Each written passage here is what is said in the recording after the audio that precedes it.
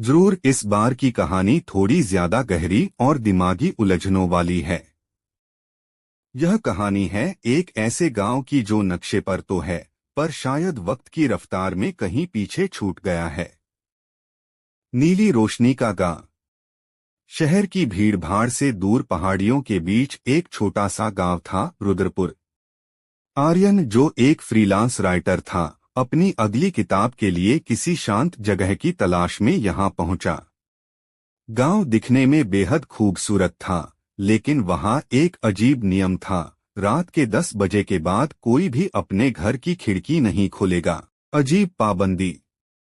आर्यन ने जिस बुजुर्ग के घर में कमरा लिया था, उन्होंने उसे सख्त चेतावनी दी, बेटा, चाहे बाहर से कोई भी आवाज आए, अपनी खिड़की का पर्दा मत हटाना। आर्यन को लगा यह शायद गांव वालों का कोई अंधविश्वास होगा। पहली रात सब शांत रहा, लेकिन दूसरी रात ठीक 12 बजे उसे अपने कमरे की खिड़की के बाहर किसी के चलने की आवाज आई। फिर उसे एक धीमी गुनगुनाहट सुनाई दी, जैसे कोई मधुर गीत गा रहा हो। उत्सुकता आर्यन की कमजोरी थी। उसने सावधानी से पर्दे का एक कोना हटाया और बाहर झांका। दृश्य जो जम गया। बाहर का नजारा देखकर आर्यन की रूह कांप गई। पूरा गांव एक नीली धुंधली रोशनी में डूबा हुआ था।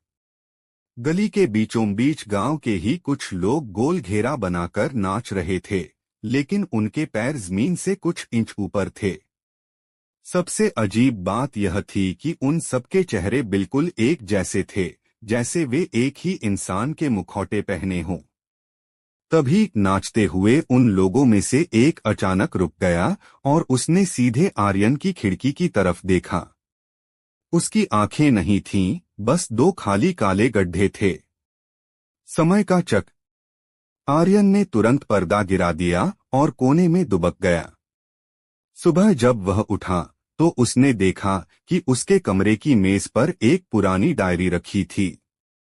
उसने डायरी खोली तो उसमें रोज की तारीखें लिखी थीं। जब उसने आखिरी पन्ना देखा तो उस पर आज की तारीख लिखी थी और नीचे लिखा था, आज एक नया चेहरा हमारे साथ नाचेगा।